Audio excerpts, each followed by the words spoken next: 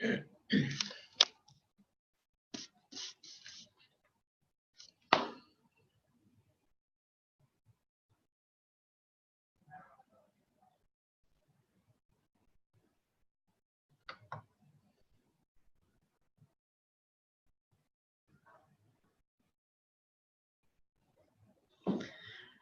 morning. Can everybody hear me?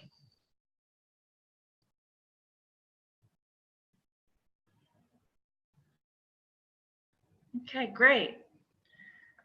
Looks like we've got almost everybody here, so let's go on and get started.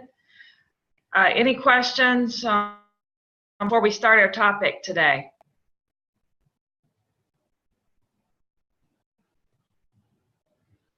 Okay. Okay.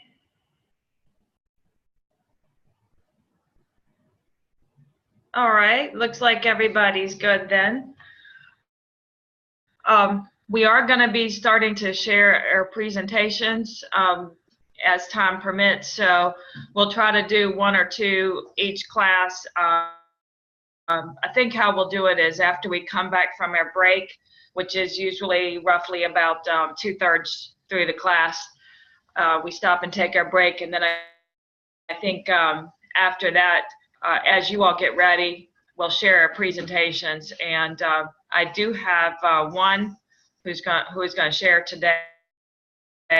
And as you feel like you're ready, just get in contact with me. I haven't set a hard due date because if everybody waits until the end of class, it's going to be difficult to have enough class time for everybody to share. So hopefully it'll work out that you'll just kind of get ready one or two at a time. And when you are ready, just send me an email or send me a message and let me know that you're ready, and I'll let you know what class. So hopefully if we do it that way, the flow will work out so that everybody can get a chance to present. So I haven't set a hard deadline. If it seems like we need to set a hard deadline, we will. But if it's working out that you can kind of just spread them out throughout the rest of the semester, I think that would suit best, so that not everybody waits to the end. Okay, so today we're talking about food animal medicine again, and a little more specifically, we've talked about dairy cows and that sort of thing a little bit, but today we're specifically talking about the meat supply. And I'll put a little disclaimer at the beginning here that there are some images in here that some of you may find disturbing. So if you do, just look away or just listen, and you don't necessarily have to look at the images if it bothers you. But some of you may be vegetarians or have feelings about using animals for meat or something like that. And if you do, just a little disclaimer that that's what today's topic is. So I do see one question coming up in chat. Can a presentation be about a ranch?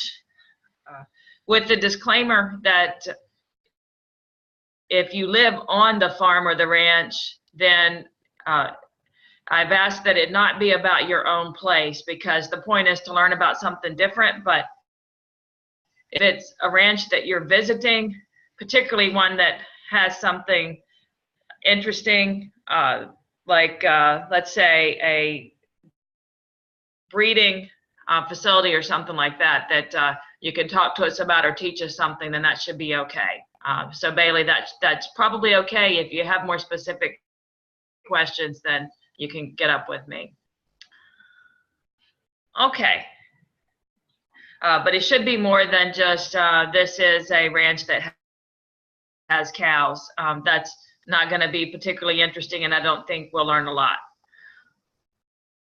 Okay, and Trina said a farm where the goats didn't have ears. Okay, all right. So I'm going to go on and minimize chat, and we're going to get started.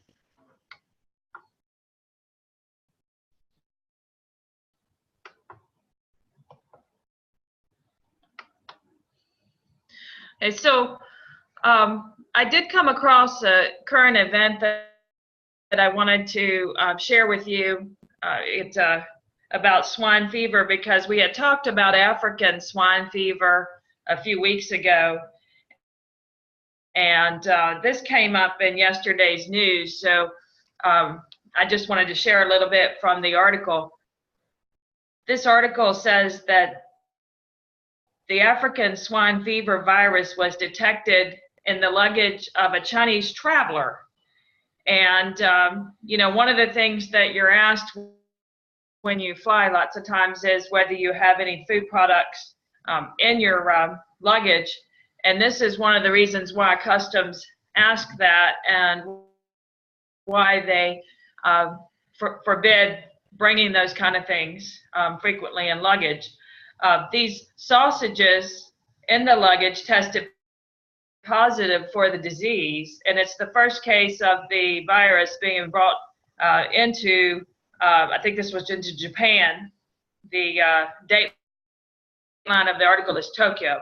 So it was the first case that they had found the virus in the country, and there have been no reports of infections in Japan with African swine fever virus, but the fact that they detected it in one means that it could already have come in unbeknownst to them. And you know, one of the ways that it was spread that we talked about previously was they thought some wild boars getting into some discarded sausage that a person had left somewhere in the woods. So this article just goes on to say, talk about the disease spread in China, and how the UN is calling for collaboration to monitor for surveillance for the disease and preparedness.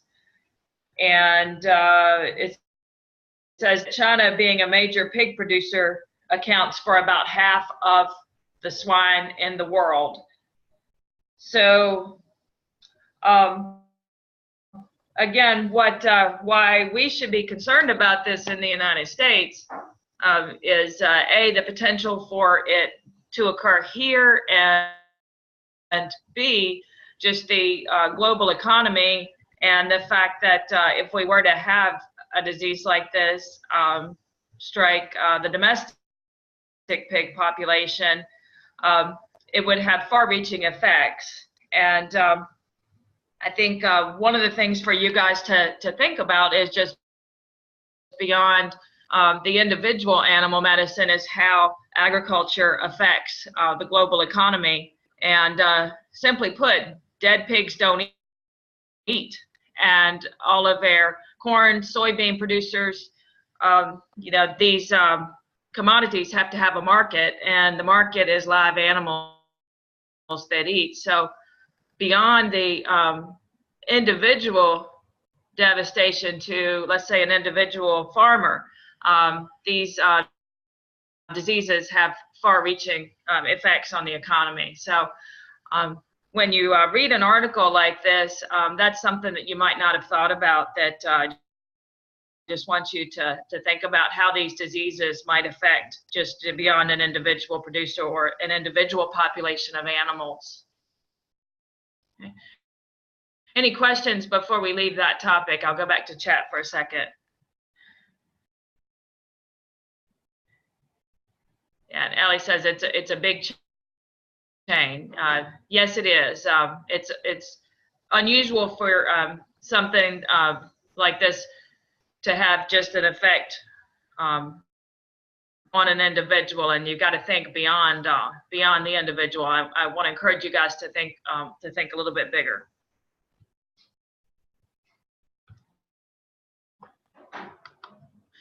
Okay, so again, we're going to talk about food animals today, and this is a picture of a cow and a very early calf, only probably a few days old.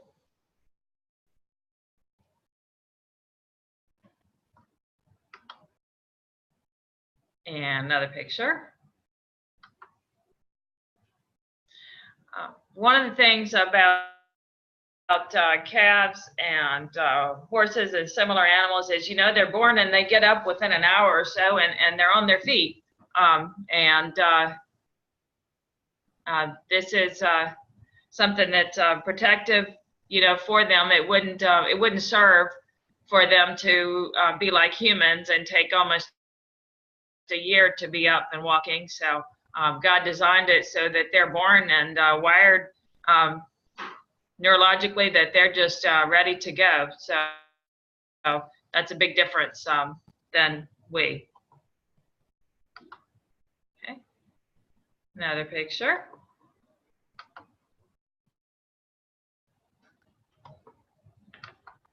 Okay.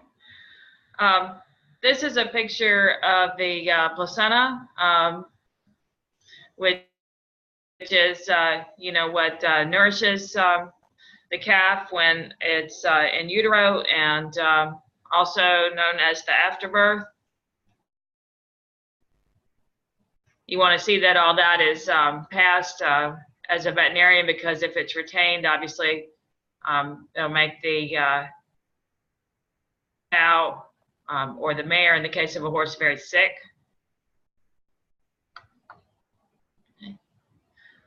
So going back to the Bible, Genesis says that God made garments of skin for Adam and his wife Eve and clothed them.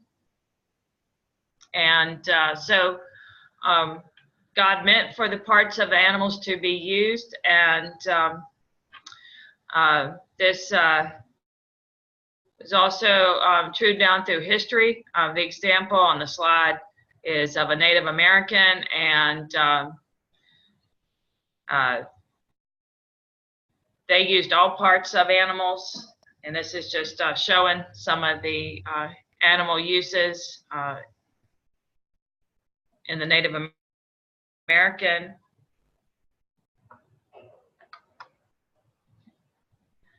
And in the Old Testament, animal use was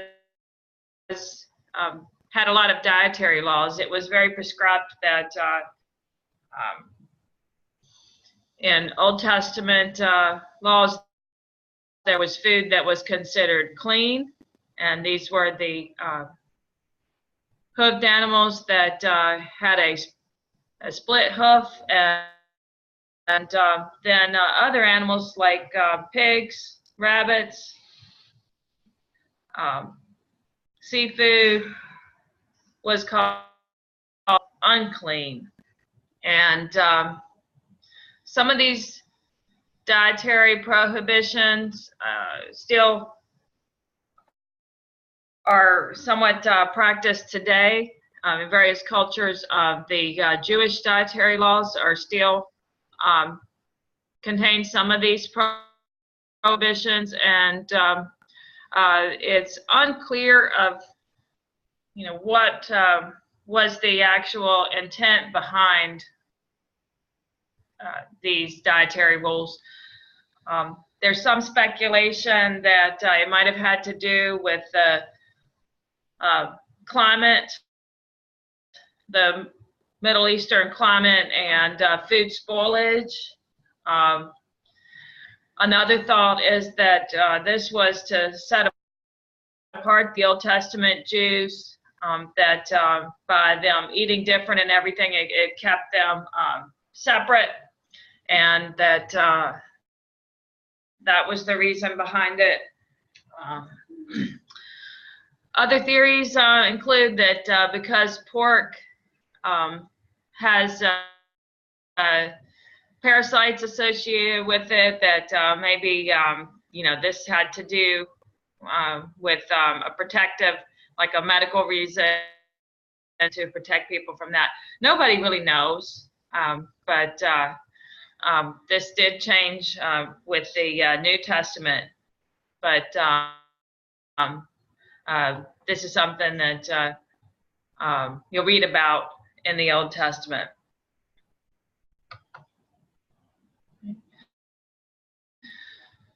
So these are examples of animals that were considered clean.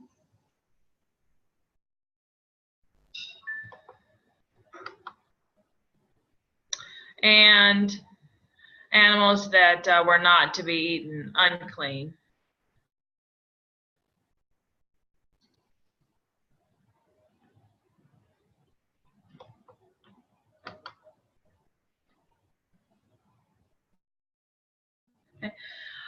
And as I said, this all changed in the New Testament. And at that point, we were told that it was okay to eat, all kinds of animals.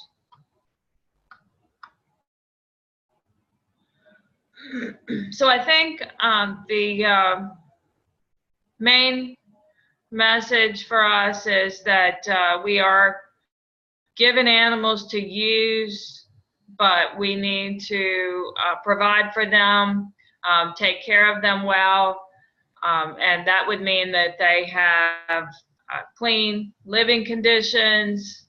Many people would say that this should extend to providing as natural living condition as reasonable under the circumstances. It's nice when animals can be out, say, on pasture or have more natural living conditions, but some climates might make this difficult or impossible. But we should think about things like that as far as the animal's welfare, that it be as good as it can be. Fresh water at all times, quality feed that's natural for that animal, as natural as possible, in a low stress environment. We've talked about how some animals are herd animals, and that means that it's less stressful for them if they're provided with that herd type situation versus individual confinement. So we need to look at what stresses the particular animal and try to provide as desirable an environment for them as possible. And if you recall back, there's some experts in the field like Temple Grandin that have researched, like even when it comes to slaughterhouse environments or trying to trailer animals, ways that we can make those environments low stress for the animal too. So the message would be that we want to provide as good a life as possible for these animals, even though in the end they may end up being used for food or some other source of production. And I think the other message is that a lot of these animals would not be in existence at all if it weren't for them being used for producing food for people. And this is kind of a concept that some animal rights activists don't like or accept, but many of these animals would not be in existence at all. So that kind of doesn't go with some of their black and white thinking about whether we should use animals, because these are not, many of these are not animals that would be pets. Okay. I'm going to slip up here and see if there are any questions at this point.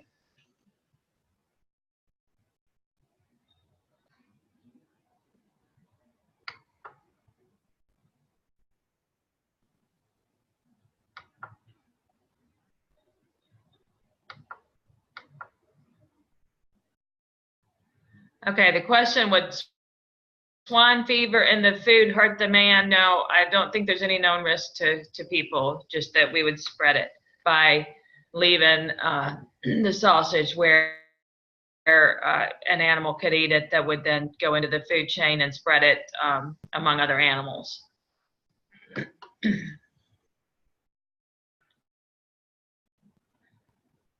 Can birds spread swine fever? Not that I know of.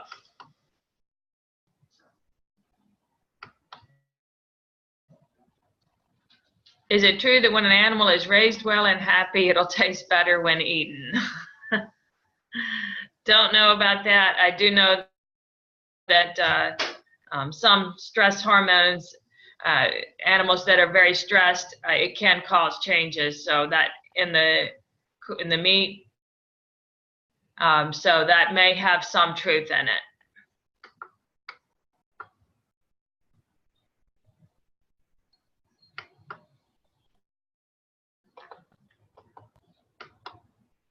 Okay, so butchering conditions. I'll share with you that when I was in vet school, there is the vet school that I went to, Virginia Tech, does have like a meat production curriculum, and this was related to the animal science students as opposed to the veterinary students. But some of this was used in both curriculums. And one of the things that we were given the opportunity to do was to see both a cow and a pig slaughtered. The school would raise some for slaughter each year.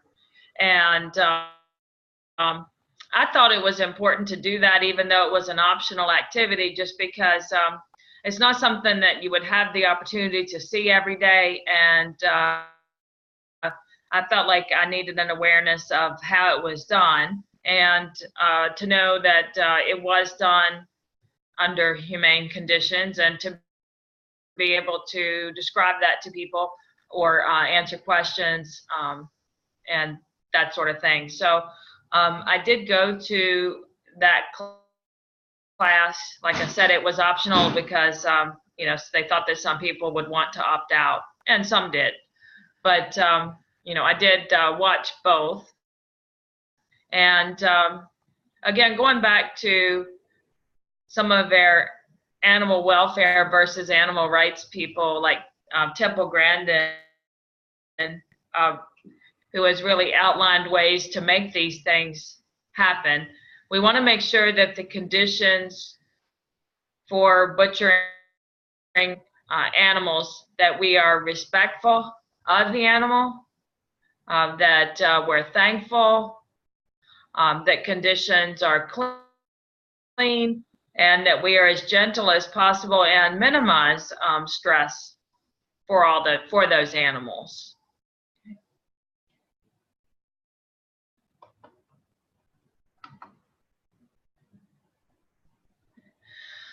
So for butchering pigs, and some of these next slides are from that.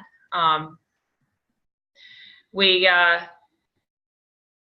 want to ensure that as much as possible that we give these pigs a good life, that we have a good food supply, that they have pleasant conditions that which they get to grow and live, and that their death is instantaneous.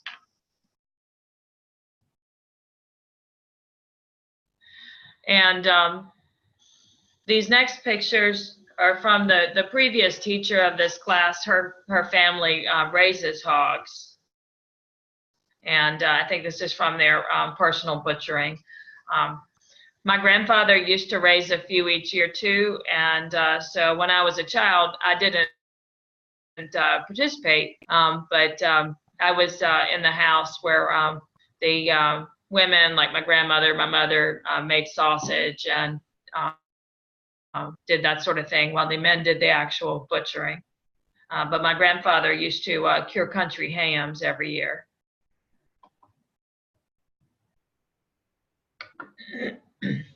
So this is a pig, and the pig actually had a name, Duncan. And I think some of you mentioned in chat that it's difficult to actually know the animal that you butcher, and I agree, because I'm a big softie and get attached, or you know, I wouldn't do what I do.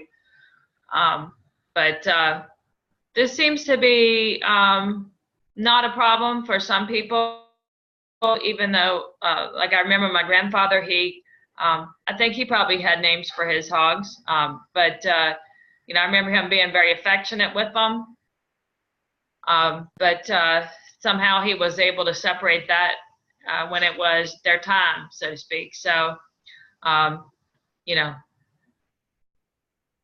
I don't know how some people do seem to have less of a problem with getting attached, but they're able to make a good life for the animal and then let them go when it's time. So this is one of those images that I said might be disturbing. It's showing that every part of the pig is used to slaughter, including the blood. And this is used in sausages and things. I think the person here is stirring it so that it won't coagulate.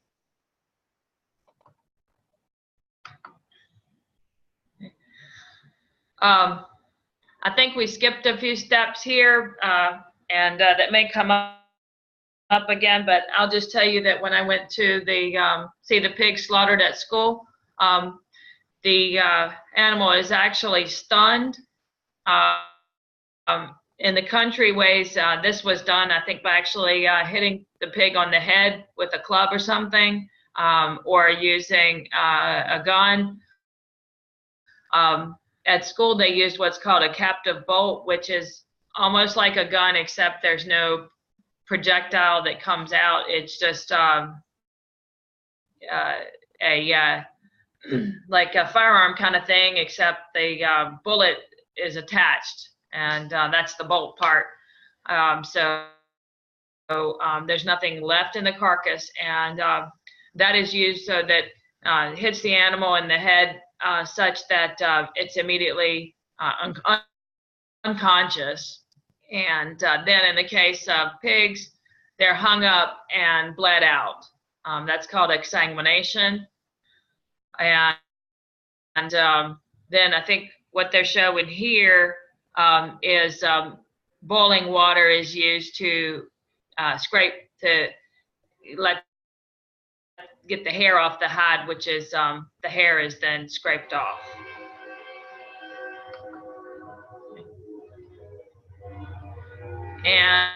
And apologize for the train noise. So then the pig is hung up, moved to a table. This pig is just a picture of how happy their life has been to this point, hopefully with time to be out and roam. This is just showing the carcass being hung up, and you have to get all of the intestines and everything out. As we talked about, every part of the pig is used, and we're going to talk about how the intestines are used. Another picture showing some of the intestines.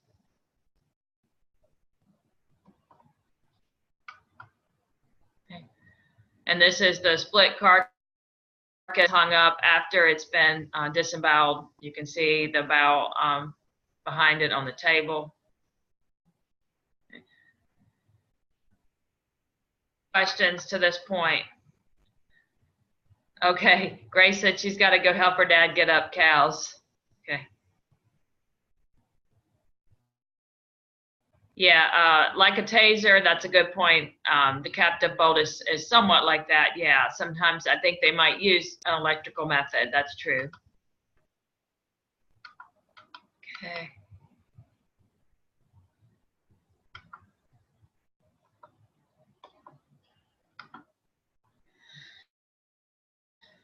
So another picture, talking about use every part, it looks like the butcher is starting to go over the bowel, and this has to be cleaned very thoroughly because it's used for sausage casing. And it's showing again how to split the carcass.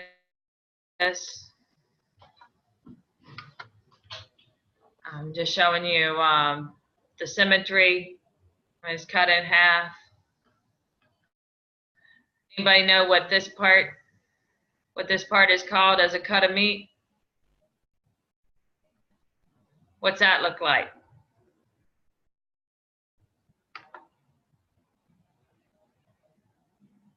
How about ham? That's the ham.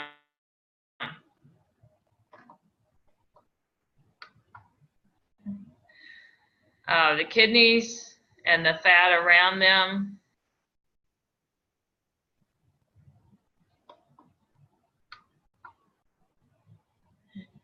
This is just a cut section to show you what the inside of a kidney looks like.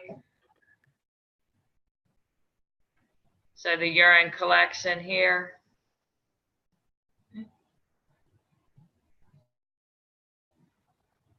A picture of them with the carcass. Takes a lot of hands to make all this happen.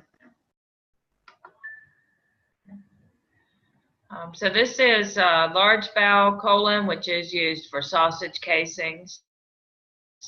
And like I talked about, it has to be carefully cleaned.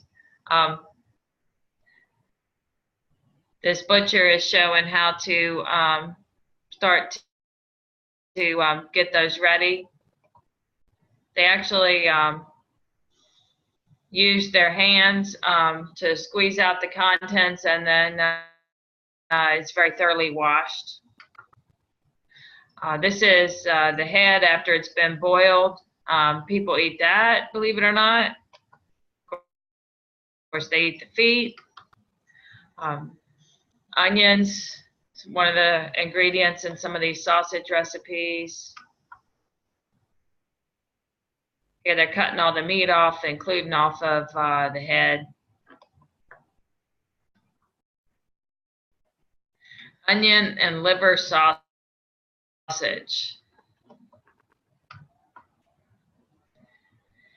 And here the butcher is showing how the sausage is stuffed. So that machine is going to process the meat, and then the casing is hooked on there and filled. And that's what it looks like when it's done.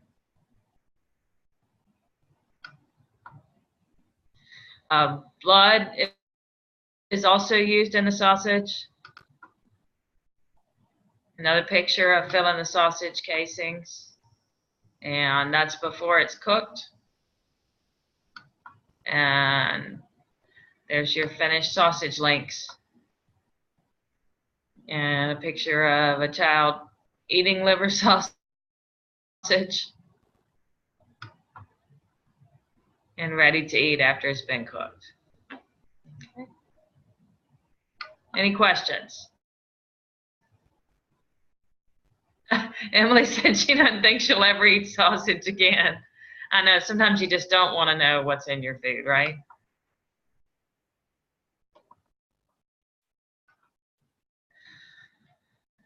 I'm just showing you how we can learn from everything. This little tiny spot on this bone, which is from the front leg of a pig, that little tiny spot is a lesion that happens in rapidly growing animals.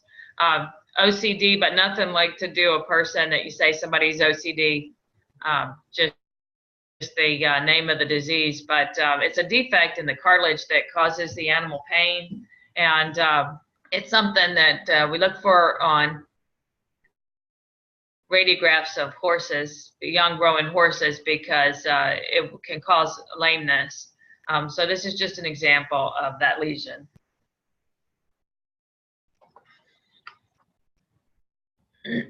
Another example of cutting the carcass up into cuts. It looks like some ribs, maybe there, looks like ribs, probably some pork roast and things like that.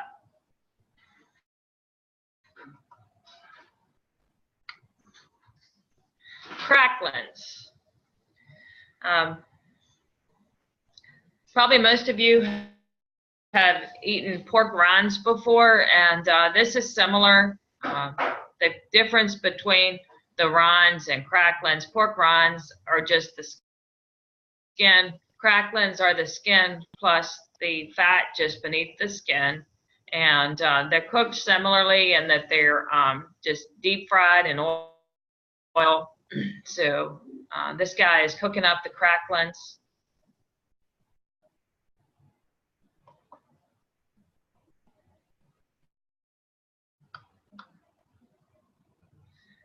And I think we skipped one there. Smokehouse. So this is a modern smokehouse.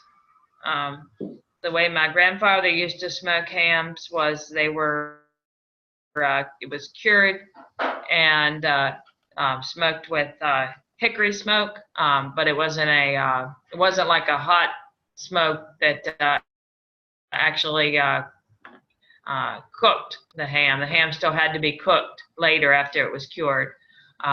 These hams and other cuts are actually being smoked like to eat, to eat now, not as a preserving. So more similar to like you would smoke a chicken or something in a Brinkmann smoker. So animals feed us, and we are to use them respectfully, to be thankful, and there's just a picture to illustrate that. So we went through that pretty quickly. I've got a couple other things to share with you about veterinarians and slaughterhouses.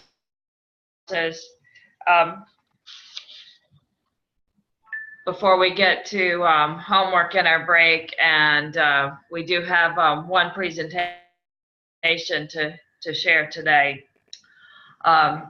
Let's see, and I'm trying to remember, I'm gonna go back to chat. Let's see, who is ready to share today? Emily is ready? Okay, great. So after break, if you can do that, okay. Grace, right, okay, Grace. If you can do that, then I'm gonna try to go to share and make your camera live, and we'll see how that goes. And if you have pictures, I'll see if I can help you get those up too. I think you sent me some. Did you need me to share those?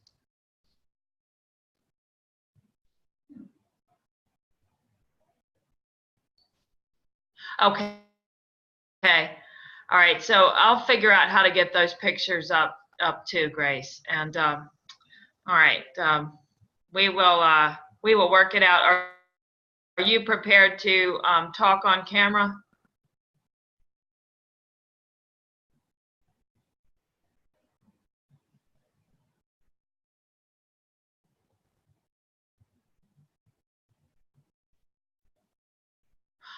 Okay, you'd rather not show your video, but you can talk. Okay, Emily, that would be great if you can talk after break. So we've got a little bit to finish up. Okay, Grace, I got you.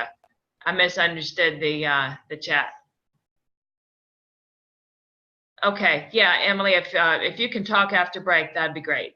All right, so as I said, I wanted to share a little bit from a book. It's an old book called Sanitary Science and Water, but it's talking a little bit about veterinarians' role in slaughterhouses. And the U.S. Department of Agriculture provides inspectors to make sure that the food supply is safe. And some of the issues have to do with, you've probably heard about outbreaks of E. coli, which is and can be normal intestinal bacteria, but it causes problems problems when it gets into the food supply in beef, and there's a couple ways that this happens, and slaughterhouses have to work to try to keep their meat safe. One of the things that we learned about in vet school was something called HACCP, which stands for Hazard Analysis and Critical Control Point. And that is a method that slaughterhouses look at to figure out where contamination is getting into the product and where they can intervene. So the control points are, they look at their whole process and they say, okay, this is the critical points where we contamination from getting in the food supply.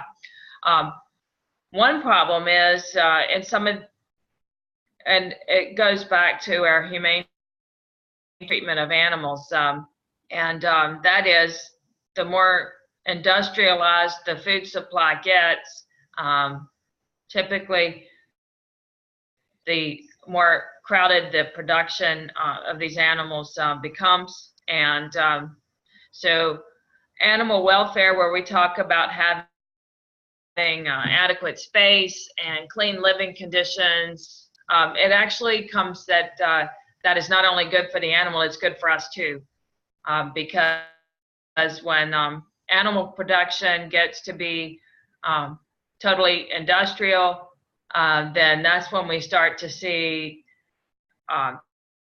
things like bad E. coli germs and things. The numbers of the germs go up, and when you have tons and tons of animals sharing germs, and the animals are stressed, and that means that they get sick more often, they need antibiotics more often, and the antibiotics select for sometimes stronger, more virulent germs, and the antibiotics kill off some of the good friendly bacteria that outcompete some of the bad bacteria, and that's where you get some of these really bad bugs.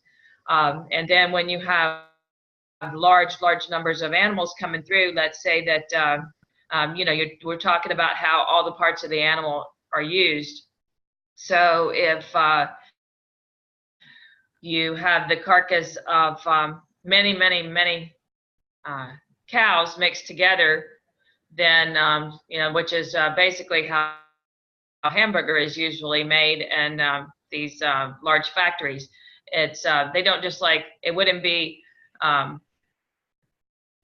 time productive to do each animal individually. So like they take the very desirable cuts off, and then all the little bits and pieces are where the hamburger comes from, and that's all combined. So if you have, let's say, 1 cow and 100 that has this really bad bacteria, well, then it's mixed all the way through when you mix the parts from all the different cows together. So in that sense, when you can find like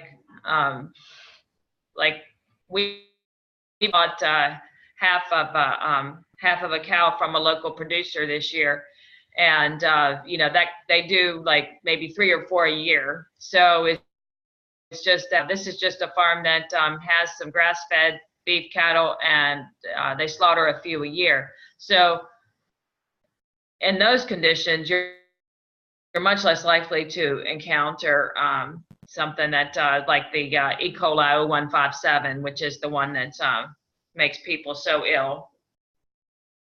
Of course, food handling, safety, and proper cooking temperatures and all is important too. But if you can find locally produced food animals, assuming that that you eat meat, then generally this is better for you, and the conditions under which those animals are raised are better generally. So,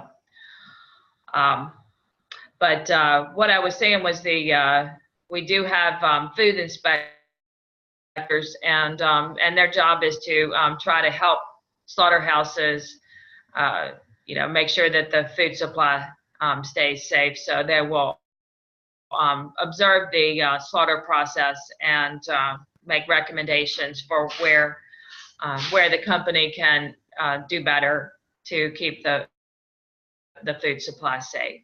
And this is also the main role of one of the main roles of veterinarians in the Army. They have to make sure that the food supply for the soldiers is safe. So they would, when a lot of the food needs to be purchased locally when soldiers serve internationally, and so the Army veterinarian would inspect the slaughterhouse in the country where the soldiers are serving. Okay. So this is probably a good time to take our break, and the homework this week, you do have a quiz up on your page. I would ask that you review your notes, and then it should be a closed note quiz. So if you have any questions about that, you can ask. Take a 5-minute break, and when we come back, Emily's going to share.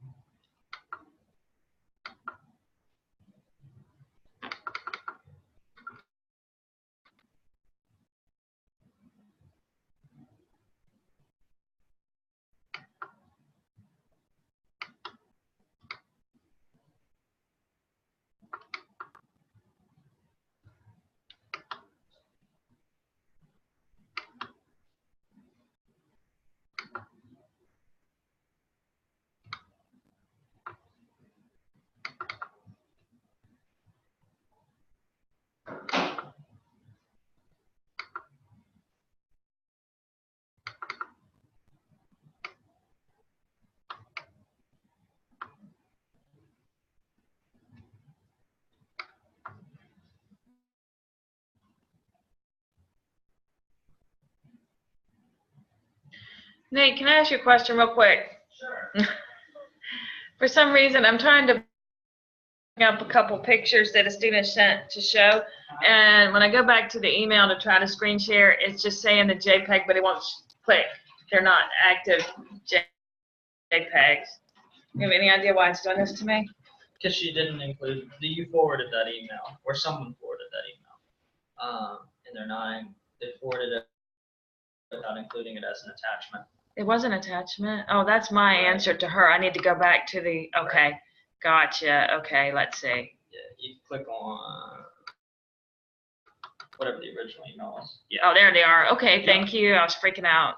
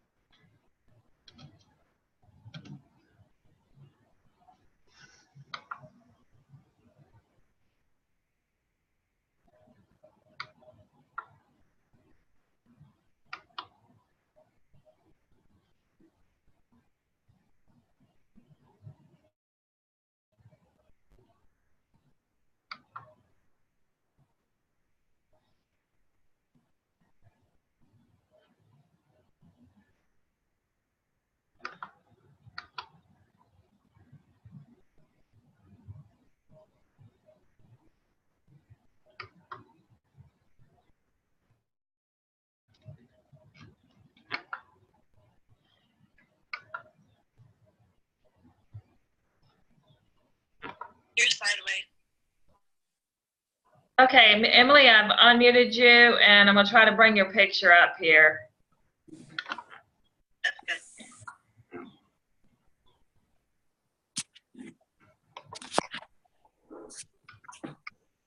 Okay, I can see you. I don't know if anybody else can see you yet. All right, can anybody, oh, let's see. So you don't want to be seen on camera? Okay, I'd rather not because I get really nervous. you don't want to be seen? I'm not sure anybody else can see you anyway. Can anybody see Emily? I can see you, but I don't know if anyone else can. They're all saying they can. All right, can anybody see? Can anybody see Emily?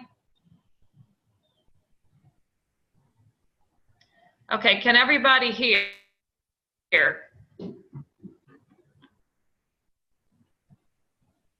All right, I don't think they can hear either. Let's see. I'm typing this. Can everyone hear me first off?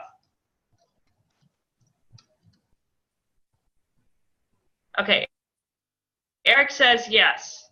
Okay, can you hear Emily?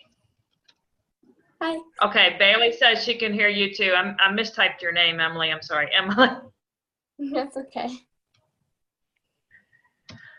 Okay. But you don't see Emily. I see her on camera.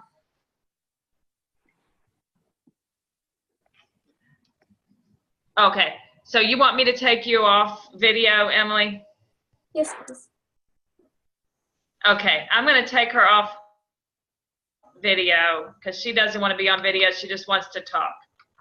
Okay, all right, so Emily's off video. I'm going to try to show her pictures, and she's going to talk and tell you about her experience. I'm going to bring up the first picture then. Hopefully. I clicked on it. Okay.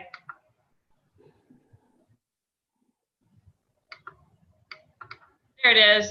Everybody see that? Okay, Emily, the floor is yours. You can tell us what you got here. Okay, thank you. So I'm going to be talking about a military vet clinic that I went visited because I live in Germany, because my dad is he is working for the military somewhat. So the German clinic it actually wasn't a German clinic, it was a military clinic on a army base, and its name was the Wiesbaden VTC. Okay. So the clinic's primary function is veterinary care, and they usually only get dogs and cats. Actually, they only allow dogs and cats because it is on an army base, so it's not a huge clinic and it's kind of small, so they only have the resources to get dogs and cats. Because it is military, they also mostly do get military working dogs as well. They have 5 staff and a rough estimate of 5,000 animals, dogs and cats coming in each year. There are 2 veterinarians, and they are both in the military, and 3 nurses. The 3 nurses are not in the military because they have this program where you don't have to be in the military to be like a veterinary tech when I say nurse. The veterinarians who are working in the military as veterinarians are the only ones that are allowed to deal with military working dogs because the military owns the working dogs. They take care of the facility very well. It's very well organized. When I visited, the person that you see in the picture, his name is Sergeant Aguilar. He is a veterinarian in the Army, and he showed me on the facility, and this is his office. They take care of the animals very gently, and they're very, they're very gentle. They're gentle and kind with them, and they try to make them as comfortable as possible. And lots of times they spend a little time just petting the animal, letting them walk around, trying to get them comfortable with the environment, which I saw will help them with the visit a lot. They also let the owner hold the animal if he was uncomfortable in some points, and just all to make it a very smooth and comfortable process. And when they do that, I saw that the vet appointments went very quick and smoothly. A reason why I would want to be doing this is because I noticed how happy they were to, make the animals better, and doing it through the military. Military paid for the college to do it, and so basically the military is paying them to become veterinarians and then go work for them in the clinic, and so that'd be your education paid for, and you still get to work with animals, and because you're in the military, you might be able to travel around. Because it is a military vet clinic, how they get paid is the military gives them a budget each year, and in the budget, they have all the money to pay for all their medicines and everything they need for that one year. They pay the military back each year with the money that their clients pay for the appointments and medications and everything like that. If they don't have enough money to pay back the military, then the military takes it from their next year's budget, and so that's how that works. But if they don't have enough money to pay for everything next year because it was taken away, the vet clinic will go to a different vet clinic on a different base. And basically, if there's a vet clinic on a different base that is doing well and earning lots of money, then they will take money from them, a little bit of money from them, to pay for the remaining money that they weren't allowed, that they could not pay. Overall, I learned a lot from my visit. The vet showed me around the entire building and told me how it all worked and what everybody did. I think this was a great experience, and it really makes me want to become a veterinarian even more, and inspires me to possibly look into the possibility to become a veterinarian through the Army.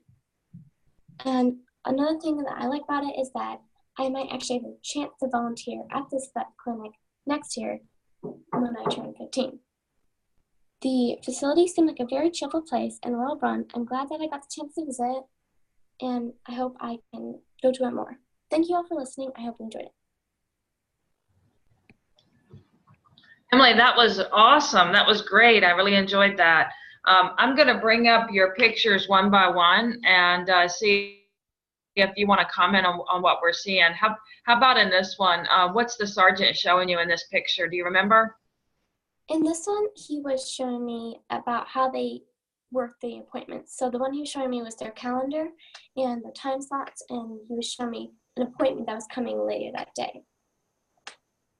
And you said these were mostly working dogs. Do they also see pets of Army, just regular enlisted men and women that have pets? Do they see those for appointments too? Yes, I'm sorry. So they aren't all working animals that they see. They aren't all working animals, but the animals do go there. Gotcha. Yeah. Okay. Great. I'm going to go back up to chat because I'm sure some of your classmates have questions too, and then we'll go through the rest of your pictures. Okay. Questions from the class?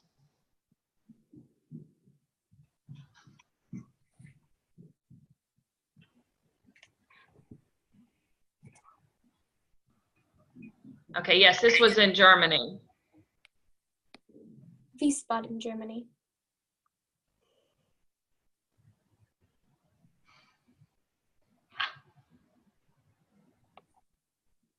Grace wants to know if you were able to be in any appointments with them.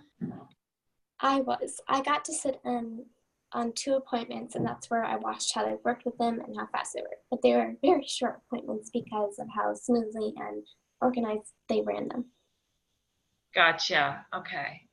I think it's great that if you do go this route to become a veterinarian, you won't come out with the massive debt. My debt for vet school was around $100,000.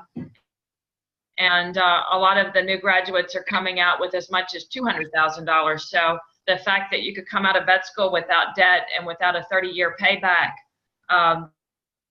that's about equivalent to some people's mortgage, I think is an awesome, would be an awesome choice for you financially. So it's also great that it looks like this is going to work into an internship for you. So that'll be great. Okay, going to another picture here.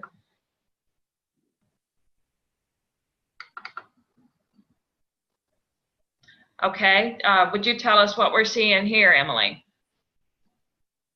I would love to, but I can't see the next picture. You can't see the next one? Okay, can everybody else see it? That's weird. It's showing up for me on my screen. Oh, that's so weird. Okay. Mine advanced. All right, I'm going to try a new share and maybe have to go back to that. Okay, can you see it now? Yes. Okay. So this is in one of their back rooms where they brought the animals in to check up on them and do like whatever scans. They have a different room for ultrasounds and CAT scans and stuff like that. But this is where behind the appointment. This is not the room where they bring the pets in for the appointments. This is where they did everything else basically. Okay, at a lot of clinics we call that the treatment area. And you're right, everything looks super clean and organized. Yeah. Nicer than you would find in a lot of private clinics. Yeah. Okay, I'll bring up another one here.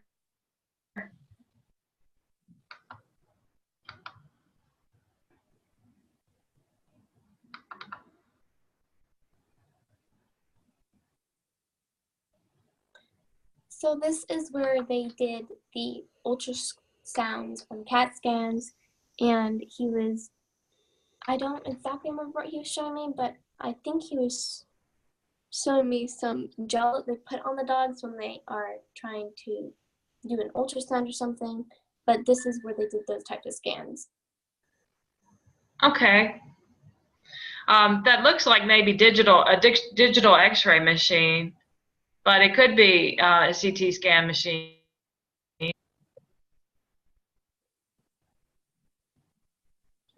I think that might have been what it was. I just get mixed up with the names. Yeah, it's hard to tell, but it looks a lot like your digital X-ray. So, all right, and we'll go to the next one here.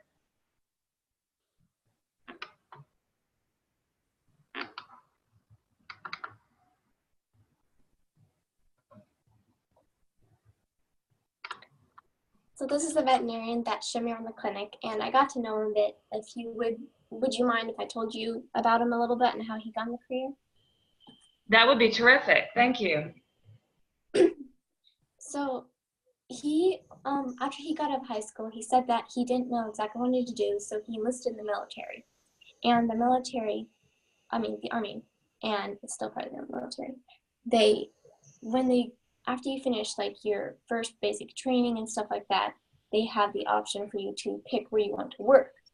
And what they do is they give you a test and they take your results and use that to find jobs that you would probably be best fit in. And they gave him two options. One of them was veterinarian. And so he thought that he would work with that. And so that's how he became a veterinarian, basically. He didn't know he was going to do it until he did it. And then when he picked it, he went through, like, maybe, I don't remember how long it was, 2 years of college or something, or shorter. They made it very short because of the military. And he is just continuously started taking college as he works in the military. So right now he said that he was still taking classes, but he was a actual official veterinarian in the Army now. And so that's how he became a veterinarian. Wow. Do you know if he did his veterinary school in the United States or in Germany? I think he did it in the United States, but he was just stationed in Germany. Gotcha. Okay. Yeah, I guess it would be tough. You'd have to be very fluent in German to go to vet school there. Yeah.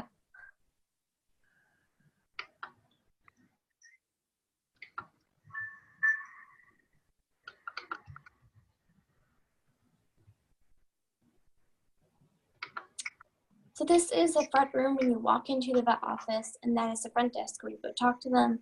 And I mainly took it because of the pictures. They had tons of pictures all around, and I thought they were very sweet and cute. All these pictures of the working Army dogs. Yes, it is a German Shepherd, and I don't know where he is, but this is one of the pictures they had up. They had lots of them around. It looks like we've got some questions up in chat, so I'm going to go up to those also. But you said you saw an appointment for, did you see any of the Army dogs? Unfortunately, I did not get to see any Army dogs come in. I would have loved to, but my visit was not that long, and they didn't have any scheduled for that day. So I only saw normal soldier dogs. Gotcha. Yeah, it'll be interesting if you get to do an internship there. I would be very interested in some of your experiences. Seeing the military working dogs, I think that would be very interesting. Yeah, I would love to see that too. Okay, for a chat, do you have some questions for Emily from what we've gone over? Eric wants to know if there was a surgery room and if they did, surgery or much surgery. They do have a surgery room, but they said that if you had to have like extreme surgery, then you wouldn't do it there because this is just a normal veterinarian clinic. If you had to have what kind of surgery? They didn't really give me a good example, but they said more of like extreme. they had like more like Oh, small. extreme. Okay, I got you. Yeah, I just didn't hear that word. Okay, I got you. So they did some procedures there, and some they would refer to a larger hospital. Yes. It sounded like. Okay. Okay. Did you have any other questions for her?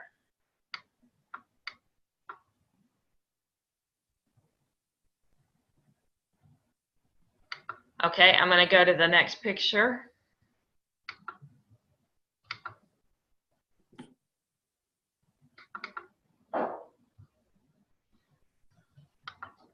Okay, Emily.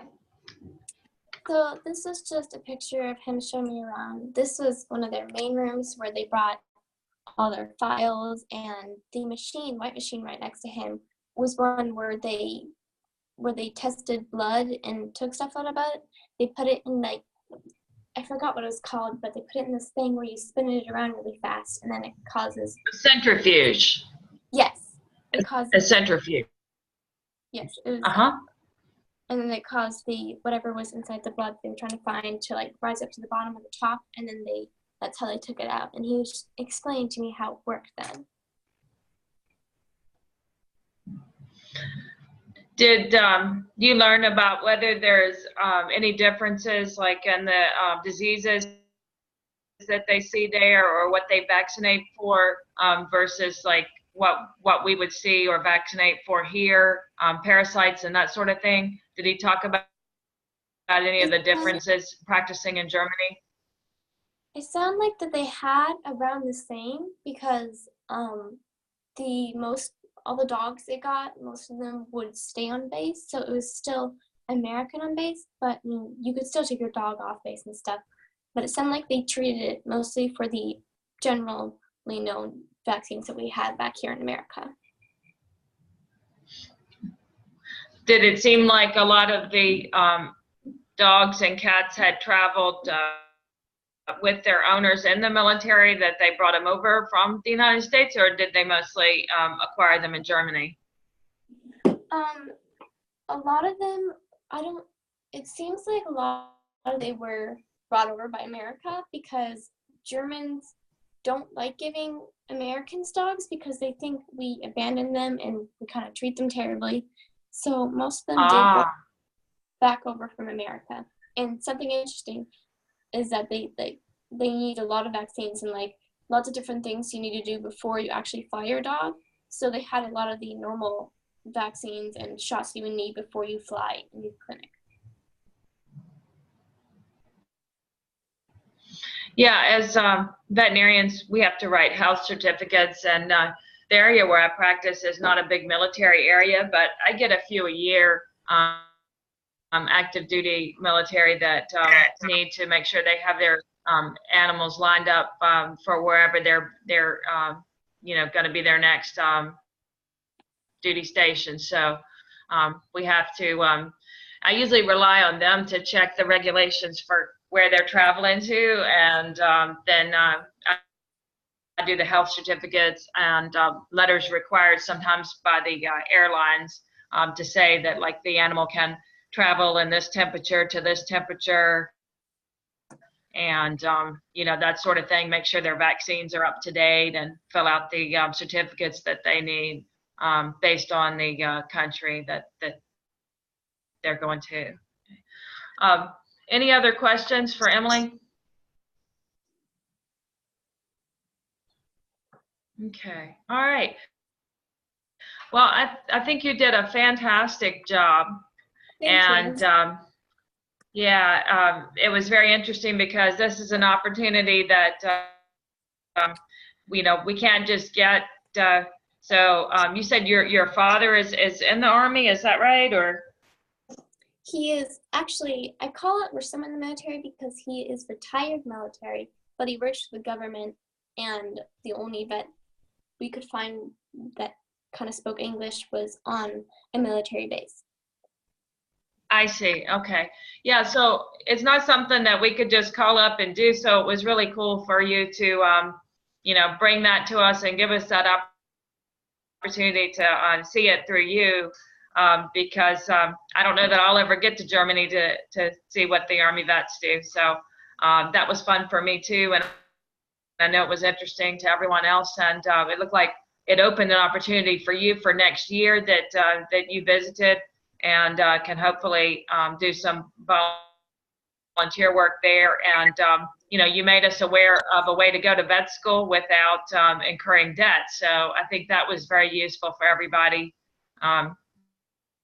as well. So I think what Emily did was a great example of how you can prepare your presentation, and whether you want to be on camera or just talk like she did. I think you need some visual aids of some sort. So her example used pictures, and that was great. Like I said, if some of you prefer to use PowerPoint, that's okay too. Yeah, whatever you want to use, they don't have to be cookie cutter. So you guys aren't all the same, and your projects don't need to be all the same. So I just want to emphasize that she did a wonderful job doing it this way, but don't think that it has to be only this way. It was a great example, but you all might come up with different ideas that work best for your situation and your project. So I'm open to whatever you want to do. If you want to show us objects and things on camera, that's great too. We'll just be flexible, and each project can be different, and that'll keep it interesting. So we've about come to the end of our time. There's a couple questions up. Grace wants to know about Thunder shirts. The Thunder shirts are actually the same. If you read some of Temple Grandin's work, who I've talked about repeatedly, she talks about how being autistic, she realized as a young adult that she was comforted by like some type of a squeeze apparatus, and so she designed something for herself that actually squeezed her when she would feel anxious, and she found that to be calming. We use some of the same techniques, like for restraint of cats and dogs. Many times we just kind of give them a hug, and that tends to be calming and allow us to do things like give shots and draw blood, do toenail trims with even animals that we're threatening to bite. It's similar to the idea of like squeeze chutes for cattle. So the Thunder shirt, it's just thought that by a snug garment that some animals find that calming. And I would say that the reviews on whether it really works are mixed, and it's worth trying, but it doesn't always seem to help. So it's like a lot of other things. It may help some animals and it doesn't help others, but the idea is that the garment is calming, and if they wear it during a thunderstorm, that they won't get as upset or anxious. Okay. Any other questions?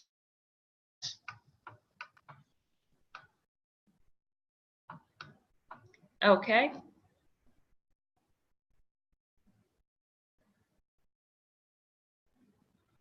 All right. Any other questions? Just like we'll close a couple minutes early. All right. Well, you've got your quiz to do, and let me know as you get your projects ready. Hopefully we'll have one or two of you next week. All right. Thanks for your attention. It looks like we're going to end up about 10 minutes early. Okay, Bailey says hopefully next week, so I'll wait to hear from you.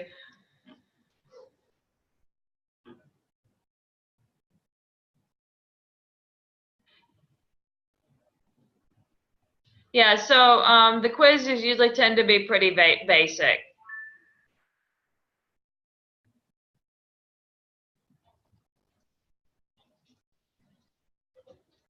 Okay, yeah, just basics. Okay, thank you guys.